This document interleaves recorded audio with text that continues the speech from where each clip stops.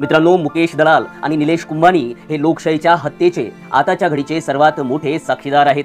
कदाचित होऊ शकते या दोघांचा लोकशाहीच्या हत्येत हात सुद्धा असेल. गुजरातमधील सुरत लोकसभा मतदारसंघातील बीजेपीचे उमेदवार मुकेश दलाल बिनविरोध निवडून आले आणि सर्वात मोठी गोष्ट, यांच्या विरोधात असलेल्या 8 उमेदवारांनी आपले अर्ज मागे घेतले आणि काँग्रेसचा उमेदवार निलेश कुंभानी यांचा अर्ज रद्द करण्यात आला. आणि त्याची कारण सांगण्यात आली की निलेश कुंभानीला प्रस्तावक म्हणून ज्या 3 लोकांनी पाठिंबा दिला होता, ज्या 3 लोकांनी सिग्नेचर केल्या होत्या, त्या सिग्नेचर्स खोट्या आहेत किंवा चुकीच्या आहेत. सर्वात मोठा गेम कुठे झाला मित्रांनो माहित आहे? निलेश कुंभानी यांचे 3ही प्रस्तावक सध्याच्या घडीला गायब आहेत. ते तोंडही दाखवायला तयार नाहीत. त्याही पेक्षा आश्चर्याची बाब, काँग्रेसचे उमेदवार निलेश कुंभानी यांनी या गोष्टीवर कुठलाच आक्षेप घेतला नाही. ते मागच्या दरवाजाने बाहेर निघून गेले. खरं तर निलेश कुंभानी यांच्या 3 प्रस्तावकांपैकी एक व्यक्ती त्यांचा जावई होता, बहिणीचा नवरा होता आणि दुसरा व्यक्ती त्यांचा भतीजा म्हणजेच पुतण्या होता. मग सर्वात मोठा प्रश्न हा निर्माण होतो की या लोकांनी खरोखरच चुकीच्या सिग्नेचर केल्या का? निलेश कुंभानी बरोबर धोका केला का?